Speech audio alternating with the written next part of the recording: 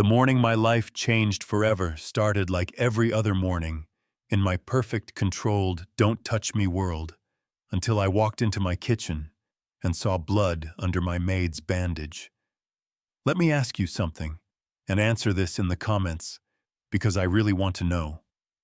If you walked into your own home and the person who quietly cleans your floors and makes your coffee was standing there with a shaking hand and a fresh bandage across her face, would you say something? Or would you pretend you didn't see it just to keep your day comfortable? Be honest. And while you're down there, tell me where you're watching from and what time it is right now, because I want you in this with me, not just listening, but sitting in that kitchen with me.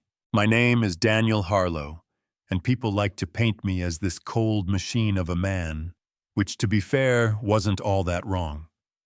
I'm the CEO of Harlow Tech Solutions Cybersecurity Contracts, government deals, private elevator penthouse in the sky, with glass that faces the city like I own it.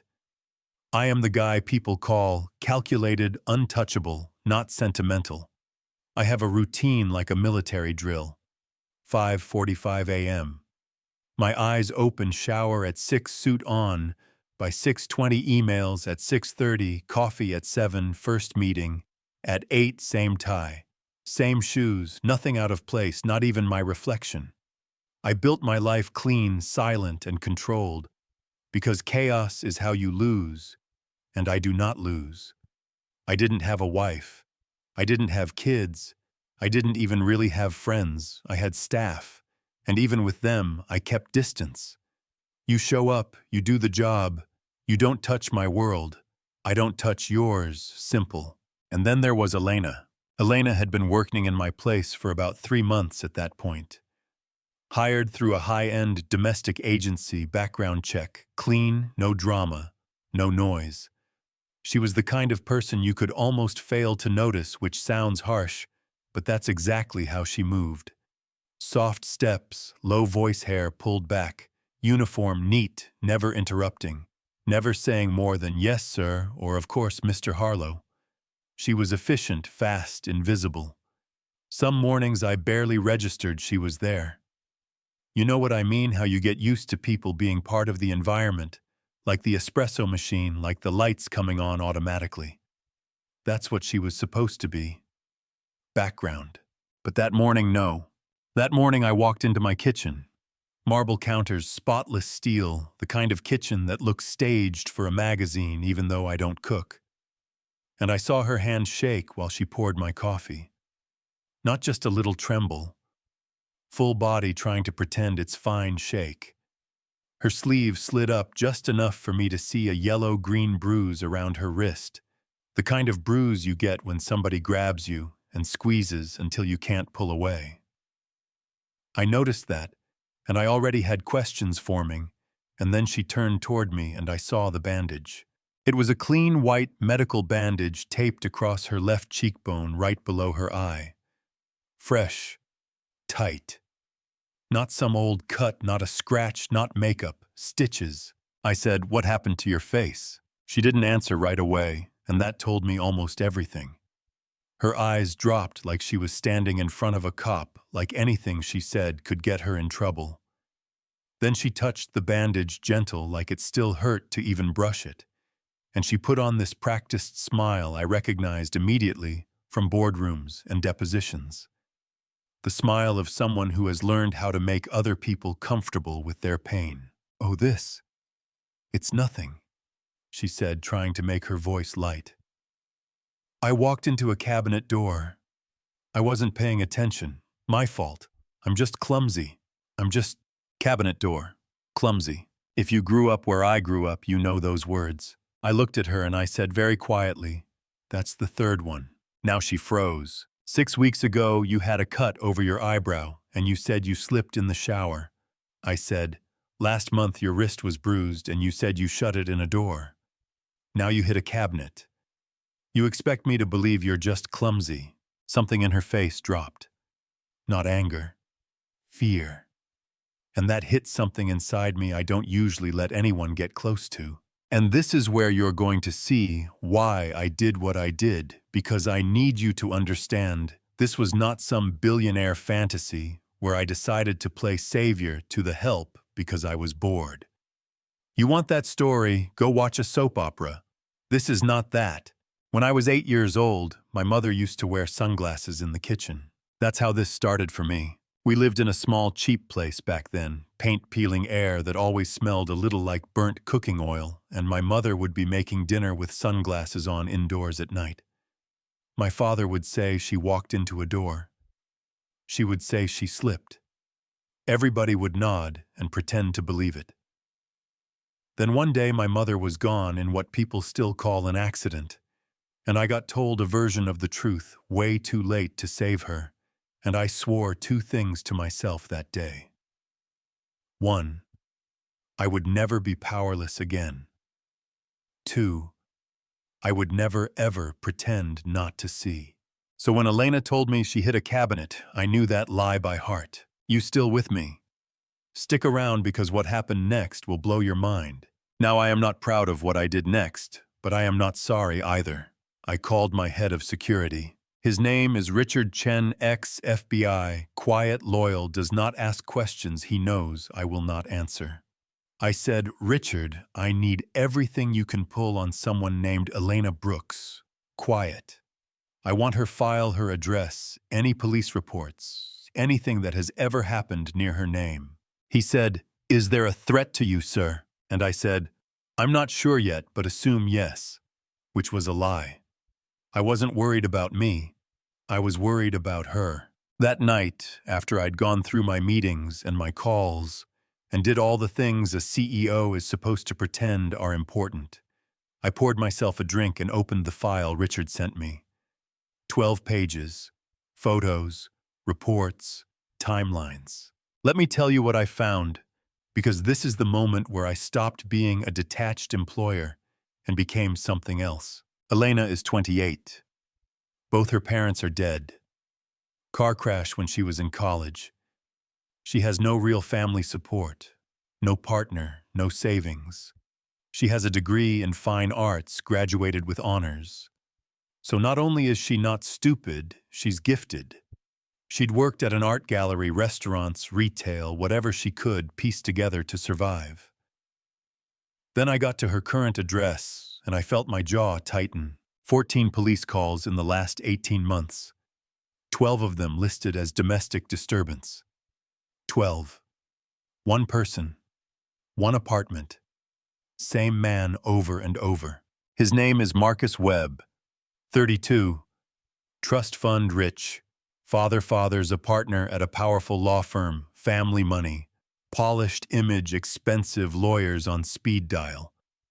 The file said he'd been accused of assault by multiple women, all dropped or quietly settled. You catching the pattern yet? And then there were the photos. You ever felt rage so cold, your hands go steady instead of shaking? The file had intake photos from the night Elena filed for a restraining order.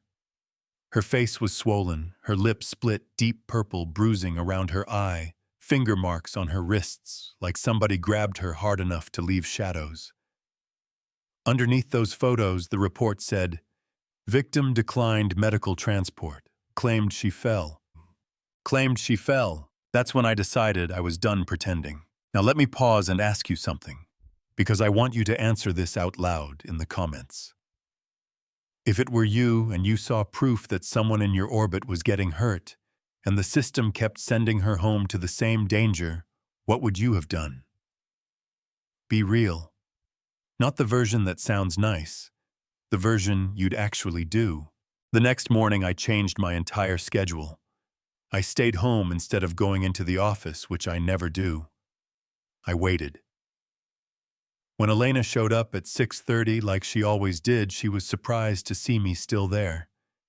She apologized for existing in my space. That alone told me a lot. I watched her work. I watched how she moved like she was guarding her left side. I watched how she flinched when I raised my voice on a phone call that had nothing to do with her. I watched how her eyes kept flicking to the door like she was planning an exit at all times. That's not clumsy. That's hunted. By noon that day, I made 2 phone calls that would change both of our lives. First, I called Richard and said, "She's got 24-hour security starting today. Quiet. Total coverage. If Marcus comes within a block of her, I want to know." He said, "Understood." Second, I called my lawyer. Now listen, I have lawyers for a lot of things. Corporate disputes, acquisitions, all of it. But I also have Catherine Reynolds. Catherine is not just a lawyer. Catherine is a storm in a tailored suit. Family law, domestic violence, high-risk protection work. I said, "Catherine, I need to retain you for someone. Her name is Elena Brooks. She's in danger. Money is not an issue. I want you to do whatever the system refuses to do on its own." Her answer was simple. "I'll clear my day. In under 6 hours, here's what we built for Elena. Safe housing in a building I own with 24-hour security and controlled access. A dedicated protection team. Direct legal representation. A plan. Not panic. A plan. And here's where we hit the twist. And I promise you, I did not see this coming. The second we tried to protect her, the story flipped, and suddenly we were the bad guys. Marcus didn't disappear. He went on offense. He hired a high-profile defense attorney, the type who loves cameras, and that attorney went public saying Elena was unstable, that she was lying for money, that I, the rich, lonely CEO, had basically stolen another man's girlfriend and was now bankrolling some fake abuse narrative to get revenge. He said Elena was manipulative. He said she was trying to ruin a good man's reputation. He said I was obsessed with her. Let me say that again so you hear how sick it is. The man who broke her face tried to call himself the victim of a smear campaign. Do you think that's fair? It got louder. He called my building pretending to be calm and polite, demanding a meeting. Security called me and I let him come up, and before you say I was reckless, understand me. I wanted him on my turf, on my cameras, on my audio, where I could document every second. He walked into my office smiling like this was a misunderstanding between gentlemen. He reached his hand out and said, "Mr. Harlow, I think this situation has gotten out of hand. Elena is emotional. She's not well. I've tried to help her, but she lashes out. She hurts herself. She's doing this for attention. She's always been like this." Pattern interrupt. He said that with a straight face. Then he said, "She's mine. She'll always be mine. Whatever she's telling you, it's not real. I love her." And I said, "Love doesn't leave bruises. Love doesn't make someone sleep with the lights on. Love doesn't send the police to the same apartment 14 times. His jaw twitched. The smile cracked. The mask slipped, and for 1 second I saw it. That cold entitlement, that anger that lives under men who believe they own people. He leaned in and said, "You don't know who my father is." And I told him, "You don't know who I am." I had security escort him out, and that footage, that little performance where he threatened control and pretended it was love, went straight to Catherine. That was the nail. That was the moment we stopped reacting and started building a case meant to actually hold. Now, fast forward into court, because yes, this went to court, and yes, it got ugly. The system doesn't make this easy. The system will make the survivor explain herself before it ever makes the abuser explain himself. Remember, I said that.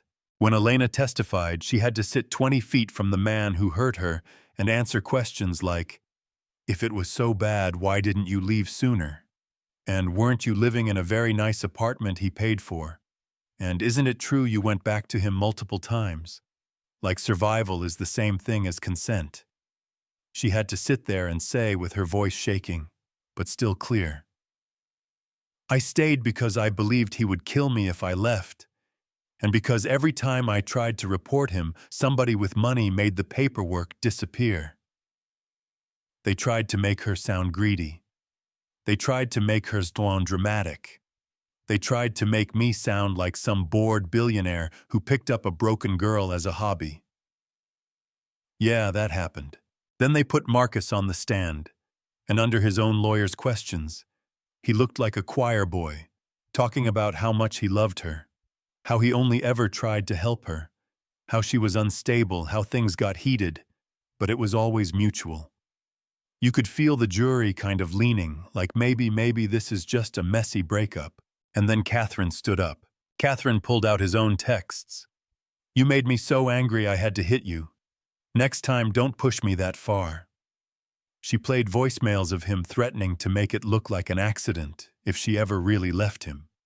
She asked him to point out any injuries he claimed Elena gave him in the police photos, and of course he couldn't, because there were none.